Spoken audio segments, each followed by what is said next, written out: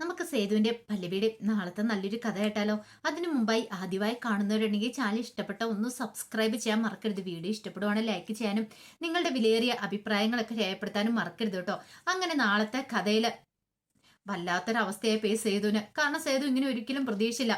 എങ്ങനെ കഴിഞ്ഞിരുന്ന പൂർണ്ണാമയൊക്കെ പൊന്നുമടത്തില് ഇപ്പൊ ഒന്നുമല്ലാത്ത ഈ വീട്ടില് വന്ന് കിടക്കേണ്ട ഒരു ഗതികേട്.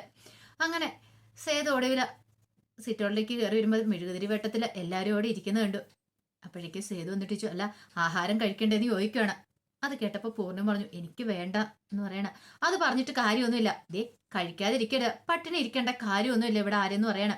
പോരാത്തിന് ഋതു പ്രഗ്നന്റും കൂടെ അല്ലേ, ഈ സമയത്ത് പട്ടിണി ഇരിക്കാൻ പാടുള്ളതല്ലോ. അപ്പോഴേക്കും ഇന്ദ്രൻ പറഞ്ഞു, വെട്ടവും വെളിച്ചം പോലും ഇല്ലാതെ ഇവിടെ ഇരുന്ന് എങ്ങനെ ആഹാരം കഴിക്കാന്നാ പറയണേ. ആ സമയത്ത് മിത്രനെ വിളിച്ചിട്ട് സേതു പറഞ്ഞു, മിത്രേട്ടാ പോയി വാങ്ങിച്ചോണ്ട് വരാൻ പറയണ ആഹാരമൊക്കെ പുറത്തുനിന്ന്. ഇനിയിപ്പോ ഇവിടെ വെച്ചുണ്ടാക്കാനൊന്നും പറ്റില്ലോ, സമയം ഇത്രയൊക്കെ ആയില്ലേ, പോയി വാങ്ങിച്ചോണ്ട് വരാൻ പറഞ്ഞു. അങ്ങനെ മിത്രൻ എന്ത് ചെയ്യണം, പോയി ആഹാരമൊക്കെ വാങ്ങിച്ചോണ്ട് വരുവാണ്. സേതു പറഞ്ഞ പോലെ തന്നെ പുറത്തുനിന്ന് ഫുഡ് ഓർഡർ ചെയ്ത് അതെല്ലാം വാങ്ങിക്കുവാണ്. അത് കൊണ്ടുവന്ന് കഴിഞ്ഞപ്പോഴത്തേനും ആദ്യം ഋതുവിനോട് കഴിക്കാൻ പറഞ്ഞു. ഋതു പറഞ്ഞു, എനിക്ക് വിശക്കുന്നില്ല എന്ന് പറയാ. അതൊന്നും പറഞ്ഞിട്ട് കാര്യമില്ല, ഒരു കാര്യം ചെയ്യാം, അച്ചു ഋതുവും കൂടെ കഴിക്കാൻ പറയണേ. അങ്ങനെ അവര് കഴിക്കാൻ തുടങ്ങി. പൂർണിമ എനിക്കിപ്പോ വേണ്ടാന്ന് പറഞ്ഞ് പൂർണിമ നിൽക്കുക.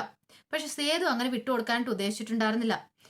ആ സമയത്ത് ഇന്ദ്രൻ പറഞ്ഞു, കൊള്ളാം, നല്ല വെട്ടം പോലും ഇല്ല, അതിനകത്തൊക്കെ വല്ല പ്രാണിയും വന്ന് ചാടിയ പോലും അറിയത്തില്ല എന്ന് പറയണ. ഓഹ് എന്തൊരു ഗതികേടാന്ന് നോക്കിയേ, ഏത് സമയത്താണോ എന്തോ എന്നൊക്കെ പറഞ്ഞു കുറ്റപ്പെടുത്തിക്കൊണ്ടിരിക്കുക. പൂർണിമയ്ക്ക് നല്ല ദേഷ്യേ. പൂർണിമ പറഞ്ഞു, ഇന്ദ്ര നീ ഒരു കാര്യം ചെയ്യ, നീ എന്തിനാ വിഷമിച്ച് ഇവിടെ നിൽക്കുന്നേ?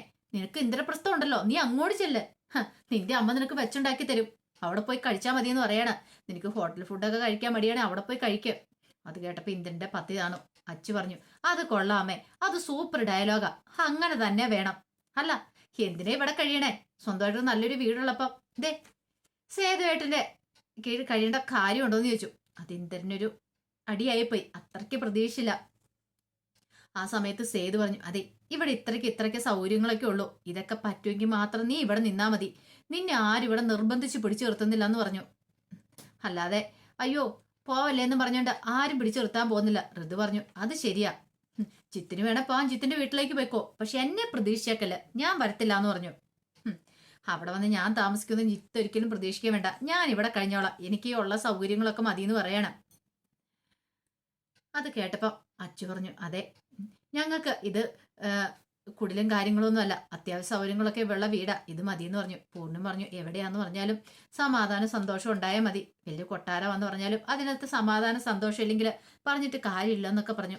ഒടുവില് സേതുവിനോട് പൂർണ്ണം പറഞ്ഞു, നീ കഴിക്കുന്നില്ലേ മോനെ എന്ന് ചോദിക്കുക. എനിക്ക് വേണ്ടമ്മേ.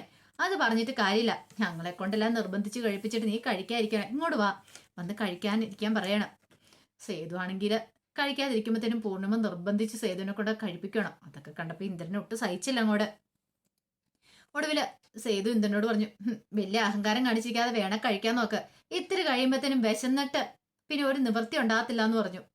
ഇന്ദ്രന്റെ കഴിക്കാതിരിക്കാൻ പറ്റുമോ, കാരണം കുറച്ച് കഴിയുമ്പോൾ വിശക്കും എന്നുള്ള കാര്യം അറിയാം. അങ്ങനെ നാണം കെട്ട് ഇന്ദ്രന്റെ കഴിക്കുവാണ്. ആ സമയത്ത് പല്ലവിക്ക് ഭയങ്കര വിഷമം ഉണ്ടായിരുന്നു. പല്ലവി മുറിയിലേക്ക് വന്നിട്ട് എന്ത് ചെയ്യണമെന്ന് ആലോചിച്ചും കൊണ്ട് ഇരിക്കുകയാണ്. കുറച്ച് കഴിയുമ്പോഴത്തേനും ആഹാരമൊക്കെ എടുത്തു വെച്ച് ലക്ഷ്മിയമ്മ വന്ന് പല്ലവിനെ വിളിച്ചു. പല്ലവി അങ്ങോട്ട് ചെന്ന് കഴിഞ്ഞപ്പോൾ ലക്ഷ്മിയമ്മ അവിടെ ഇരിക്കുന്നുണ്ട്. അപ്പോഴേക്കും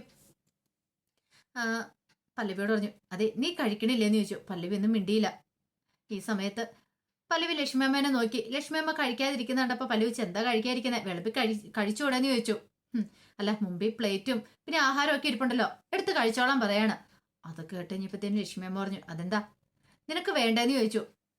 എനിക്ക് വേണ്ടാന്ന് പറയണ. ഓ തന്നെ വിളമ്പി കഴിക്കാനാണ്, പിന്നെ എനിക്ക് വിളമ്പി കഴിച്ചുകൂടെ? അത് കേട്ടപ്പോ പല്ലവി പറഞ്ഞു, എനിക്ക് എന്താണേലും വിശക്കുന്നില്ല, എനിക്ക് കഴിച്ചാൽ ഇറങ്ങത്തില്ല എന്ന് പറയണം. ലക്ഷ്മിയമ്മ പറഞ്ഞു, നീ എത്ര ദിവസം ഇങ്ങനെ പട്ടിണി കിടക്കും പല്ലവി നീ ചോദിക്കണം. പല്ലവി പറഞ്ഞു, പട്ടിണി കിടക്കുന്നൊന്നുമില്ല ഞാന്, ഇതിപ്പോ എനിക്ക് എന്നോട് തന്നെ ദേഷ്യമെന്ന് പറയണം. അല്ല ഞാനൊരു കാര്യം ചോദിച്ചോട്ടെ, ഇത്രമാത്രം കുറ്റപ്പെടുത്താനൊക്കെ സേതുവേണ്ണ എന്ത് തെറ്റാ ചെയ്തേ? സേതുവേണ്ണ അതിന് മാത്രം എന്ത് തെറ്റ് ചെയ്തിട്ടാ അമ്മ ഇങ്ങനെ കുറ്റപ്പെടുത്തി സേതുവേണ്ണയ്ക്ക് ഇവിടുന്ന് ഇറക്കി വിട്ടത്? ഇവിടുന്ന് ഇറങ്ങിപ്പോയത് ആരെന്ന് അമ്മയ്ക്ക് നന്നായിട്ട് അറിയാലോ. പുന്നിമടത്തിലെ മാധവമേനന്റെ മോനാന്ന് പറയണം. അവൻ ചെയ്ത തെറ്റ് എന്നെ കൊണ്ട് കൂടുതലൊന്നും പറയിപ്പിക്കാതിരിക്കുന്ന നല്ലത്. അല്ല അമ്മ നാഴികയ്ക്ക് 40 വട്ടം പറയുന്നുണ്ടല്ലോ. എന്റെ അറിവിൽ സേതുവേണ്ണ ഒരു തെറ്റും ചെയ്തിട്ടില്ല. അമ്മയ്ക്ക് സേതുവേണ്ണനെ കുറിച്ച് അറിയത്തില്ലാത്തോണ്ടാ. 2 തവണ മരണത്തിലേക്ക് പോയപ്പോൾ അമ്മയെ കൈപിടിച്ച ആളെ കയറ്റിയ ആളാ സേതുവേട്ടൻ. അത് മാത്രമല്ല ഇന്ന് വരെ ആർക്കും ഒരു ദ്രോഹം ചെയ്തതായിട്ട് എൻ്റെ അറിവില്ല, എനിക്ക് ഓർമ്മയില്ല എന്ന് പറയാണ്. അമ്മയ്ക്ക് അറിയാവുന്നതിന് മുമ്പ് തന്നെ എനിക്കറിയാന്ന് പറയാണ്. ഇത് കേട്ട് കഴിഞ്ഞപ്പോഴത്തേനും ലക്ഷ്മി പറഞ്ഞു, പിന്നെ അവനെ പ്രസവിച്ച് ഞാനാ, എന്നിട്ടാണോ നീ ഇത് പറയണേ? പ്രസവിച്ചോണ്ടായില്ലല്ലോ. അമ്മ ഉപേക്ഷിച്ച് പോയതിന് ശേഷം പിന്നെ സേതുവേട്ടന്റെ വളർച്ച എങ്ങനെയാണെന്ന് അമ്മ ചിന്തിച്ചിട്ടുണ്ടോ? പിന്നീട് സേതുവേട്ടൻ വളർന്നു വന്നതിന് ശേഷം കല്യാണം കഴിഞ്ഞ് കഴിഞ്ഞപ്പോൾ സേതുവേട്ടൻ ഞാൻ മനസ്സിലാക്കിയിട്ടുണ്ട് സേതുവേട്ടൻ എത്ര നല്ലവനാന്ന്. മറ്റുള്ളവർക്ക് ഒരു ദ്രോഹം ചെയ്യാനായിട്ട് ഇറങ്ങി പുറപ്പെടുന്നവനല്ല. മതി മതി, നീ സേതു പുരാണം പറഞ്ഞേ. എന്റെ ജീവിതം നശിപ്പിച്ചവനാണ്. അമ്മയ്ക്ക് നാണമുണ്ട് അമ്മ ഇങ്ങനെ പറയാനായിട്ട്. അമ്മയുടെ ജീവിതം നശിപ്പിച്ചു പോലും. നാഴികയ്ക്ക് 40 തൊട്ട് അമ്മ ഇത് പറയുന്നുണ്ട്. പക്ഷെ അതിന്റെ കാരണം എന്താന്ന് പറയുന്നില്ല. അമ്മ അത് പറയുന്നതോടൊപ്പം അതിന്റെ കാരണം കൂടെ പറയണമെന്ന് പറഞ്ഞു. കാരണം എനിക്കിപ്പോ പറയാൻ മനസ്സില്ല എന്ന് പറഞ്ഞു ലക്ഷ്മി അമ്മ കൊണ്ട് എഴുന്നേറ്റ് പോയി.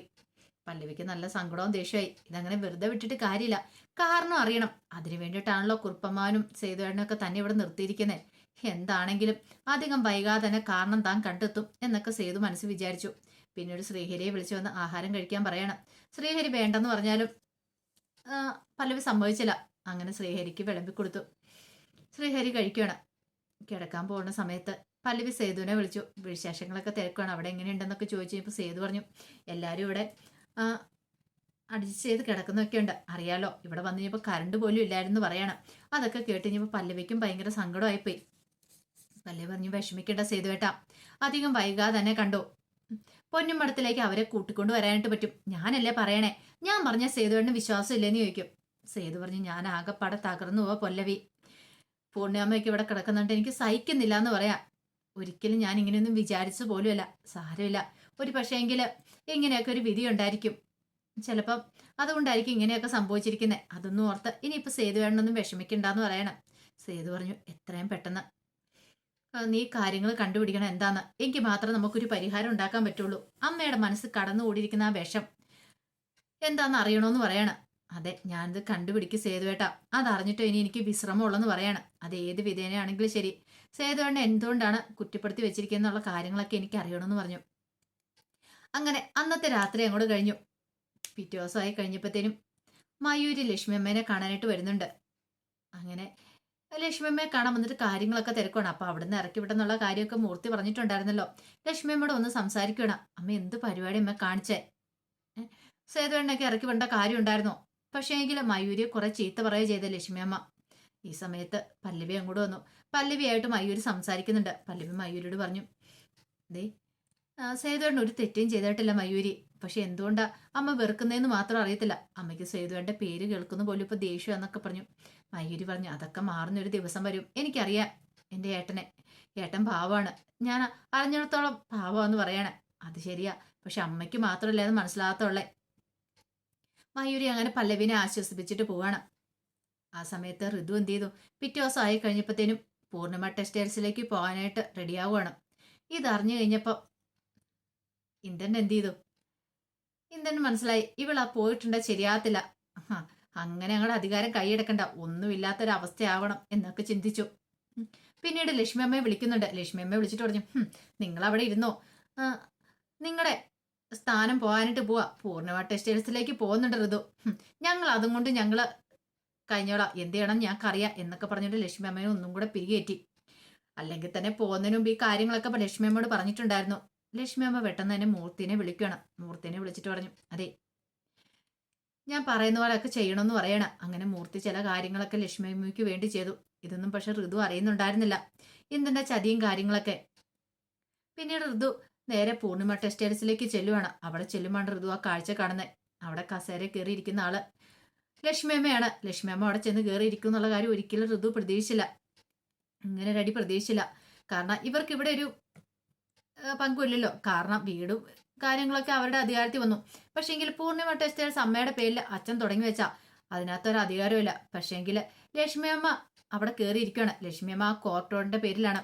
കാരണം ലീഗലായിട്ട് താനാണ് അയാളുടെ ഭാര്യ മാധവമേനന്റെ. അപ്പൊ ഈ പൂർണിമ ടെക്സ്റ്റൈൽസും തന്റെ പേരിലാണ്, അത് തനിക്കും അവകാശപ്പെട്ട രീതിയിലാന്ന് പറഞ്ഞിട്ട് അവിടെ കയറിയിരിക്കുക. ഋതു അല്ലാതായിപ്പോയി. ഋതു ഒട്ടും പ്രതീക്ഷിച്ച കാര്യമായിരുന്നില്ലത്.